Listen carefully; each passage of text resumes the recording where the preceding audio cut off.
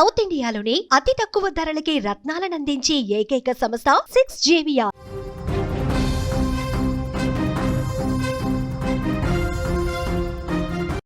పాకిస్తాన్కి చుక్కలు చూపిస్తుంది ఆఫ్ఘనిస్తాన్. ఇప్పుడు ఈ నేపథ్యంలో ఒక చర్చ కొనసాగుతుంది. పాకిస్తాన్ ఆఫ్ఘనిస్తాన్కే భయపడుతున్న సందర్భంలో భారత్ పైన చేస్తున్న ప్రగల్భాలకు సంబంధించినటువంటి అంశము తెరపైకి వచ్చింది. దానికి సంబంధించిన బ్రేకింగ్ న్యూస్ చూసే ముందు బిగ్ అప్డేట్ ఒకసారి చూద్దాం.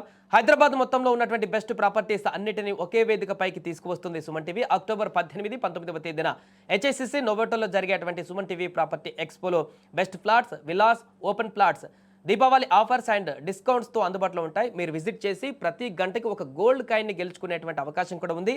ఫ్యామిలీతో రండి, మీ డ్రీమ్ ప్రాపర్టీని సొంతం చేసుకోండి. రైట్గా మన బ్రేకింగ్ న్యూస్లోకి వెళ్తే, ఆఫ్ఘనిస్తాన్ పాకిస్తాన్ మధ్య నెలకొన్నటువంటి ప్రస్తుత యుద్ధ వాతావరణం గురించి మనందరికీ తెలిసిందే. అక్కడ భీకరంగా పోరాటం చేస్తున్నటువంటి ఆఫ్ఘన్ సైన్యము పాకిస్తాన్ సైన్యాన్ని అక్కడ ఉన్నటువంటి పోస్టులను కూడా ధ్వంసం చేస్తూ పరిగెత్తిస్తున్నటువంటి సందర్భాన్ని మనం చూస్తున్నాం.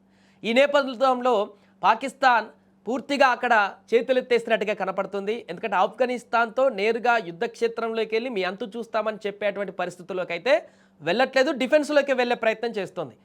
అక్కడ పాక్ ఆర్మీ చీఫ్ మునీర్ కూడా మేము సంయమనం పాటిస్తున్నాం, ఈ యొక్క ఉద్రిక్త పరిస్థితులను తగ్గించడానికే చూస్తున్నామంటూ ఆయన ఈ స్వరాన్ని పాటించడం కూడా, ఆ వ్యక్తపరచడం కూడా స్వరాన్ని ఇప్పుడు పాకిస్తాన్ ఏ రకంగా ఆఫ్ఘనిస్తాన్ పైన డిఫెన్స్ చేసుకుంటుందో అర్థమవుతుంది. అలాంటి సందర్భంలో ఆఫ్ఘనిస్తాన్ లాంటి చిన్న దేశాన్ని, అంటే భారత్తో పోలిస్తే చిన్న దేశాన్ని ఆఫ్ఘనిస్తాన్ని తట్టుకోలేనటువంటి పాకిస్తాన్ భారత్తో కయ్యానికి కాలు దువ్వడము, భారత్ పైన గెలిచామని సంబరాలు జరుపుకోవడం అన్న ఆపరేషన్ సింధూర్ సమయంలో ఒక ఎండ్లోనో చీకట్లోనేమో భారత కాళ్ళు పట్టుకొని ఇక చాలు సింధూర్ ఆపండి ఆపరేషన్ అని చెప్పేసి అక్కడ పూర్తిగా తలొగ్గినటువంటి పరిస్థితి. బట్ పైకి మాత్రము దేశంలోకి వెళ్ళి సెలబ్రేషన్ చేసుకొని భారత్ తగ్గింది, మనం గెలిచామని చెప్పేసి సెలబ్రేషన్ చేసుకునేటువంటి సందర్భం అప్పుడు కనిపించింది. దీన్ని ప్రపంచ దేశాలన్నీ కూడా క్షుణ్ణంగా పరిశీలించాయి.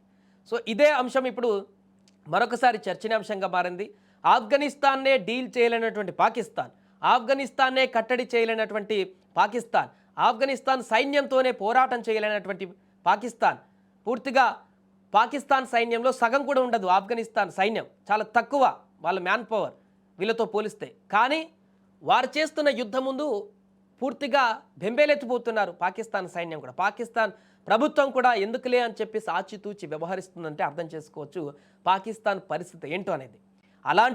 అలాంటి పాకిస్తాన్, అలాంటి డిఫెన్స్లో ఉండేటువంటి పాకిస్తాన్, చిన్న దేశంతో కూడా తట్టుకోలేనటువంటి పాకిస్తాన్ భారతదేశానికి వచ్చేసరికి మాత్రము పూర్తిగా స్వరం మార్చేస్తుంటుంది, అబద్ధాల మీద కోటలు కడుతుంటుంది, అబద్ధాలతో యుద్ధాన్ని గెలుస్తుంటుంది, పూర్తి అబద్ధాలతో మొత్తం ప్రపంచాన్ని శాసిస్తూ ఉంటుంది. ఎప్పటికీ పాకిస్తాన్లో ఉండేటువంటి అధికారులకు కానీ ఆర్మీలకు కానీ వారికి ఉండేటువంటి ఒక అలవాటు ఏంటంటే ఇదే పాకిస్తాన్లో. ఎందుకంటే ప్రజలు అక్కడ కొట్టేస్తారు.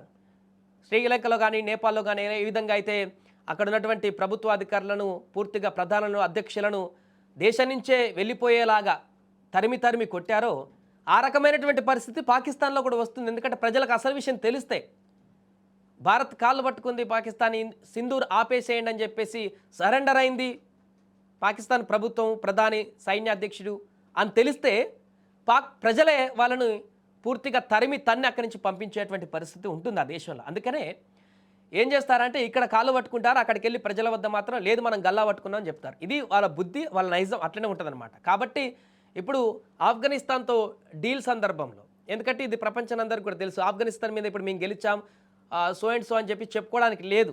ఏదో ఒక చిన్న వైమానిక దాడి చేసింది, ఆ తర్వాత అంతకు మించిన ప్రతిదాడి ఆఫ్ఘనిస్తాన్ చేస్తున్నటువంటి సందర్భంలో నేరుగా తాలిబాన్లు వార్నింగ్లు ఇస్తూ వీడియోలు కూడా వదులుతున్నటువంటి సందర్భంలో పాకిస్తాన్ ఇప్పుడు పూర్తిగా డిఫెన్స్లో పడిపోయింది. వారు ఏం చేయలేనటువంటి పరిస్థితులకు ఎదురుపోయారు. నేరుగా యుద్ధాన్ని మరింత ఎక్కువగా మొదలు పెడితే ఎలాంటి నష్టం జరుగుతుందో కూడా ఆఫ్ఘనిస్తాన్ల వాళ్ళ గురించి, తాలిబాన్ల గురించి పాకిస్తాన్కి ఎక్కువ తెలుసు. ఎందుకంటే తాలిబాన్లకు ఒకప్పుడు సపోర్ట్ చేసి పూర్తిగా వాళ్ళ వెన్నుదన్నగా ఉండి అక్కడ తాలిబాన్లు ఆఫ్ఘనిస్తాన్లో ప్రభుత్వం ఏర్పాటు చేయడంలో కీలక పాత్ర పోషించిన దాంట్లో కూడా పాకిస్తాన్ హస్తం ఉంది. వారి యొక్క నైపుణ్యం ఏంటో తెలుసు, వారి సత్తా ఏంటో తెలుసు, వారు ఏం చేస్తారో కూడా తెలుసు. అందుకని ఇప్పుడు పాకిస్తాన్ సైలెంట్ అయిపోయింది. ఆఫ్ఘనిస్తాన్ చేస్తున్నటువంటి ఈ దాడులకు పూర్తిగా నైరుష్యంలోకి వెళ్ళిపోయినటువంటి పరిస్థితి.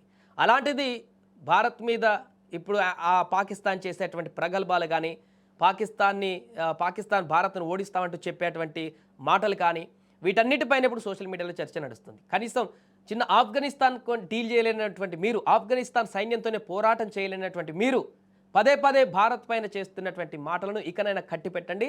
ప్రజలు అన్నీ గమనిస్తున్నారు. పాకిస్తాన్లో మీ అంతు చూసే రోజు ఏదో ఒక రోజు ఖచ్చితంగా వస్తుంది. దేశం నుంచి పారిపోయేటువంటి రోజు ఒకటి వస్తుంది. బట్టలిప్పి అక్కడ ప్రజలందరూ కూడా పాకిస్తాన్ అధికారులను కొట్టేటువంటి అవసరం కూడా ఉంటుంది. వాళ్ళకి ఖచ్చితంగా ఆ రోజు కూడా వస్తున్నట్టు కూడా సోషల్ మీడియాలో అయితే చర్చ నడుస్తుంది. ఏదేమైనా కూడా ఈ యొక్క యుద్ధ వాతావరణ నేపథ్యంలో అనేక అంశాలు బయటకు వస్తున్నాయి, అనేక చర్చలు కూడా బయటకు వస్తున్నాయి. పాకిస్తాన్ అసలు స్వరూపం, పాకిస్తాన్ అందరికీ తెలుసు, ఆల్రెడీ ప్రపంచ దేశాలకు తెలుసు. పాకిస్తాన్ అబద్ధాల పుట్ట, అబద్ధాల కూర అనేటువంటి విషయాలు అందరికీ తెలుసు. ఈ నేపథ్యంలో పాకిస్తాన్కు సంబంధించినటువంటి ఒక డొల్లతనం ఏంటనేది కూడా మరొకసారి తెరపైకి వచ్చింది.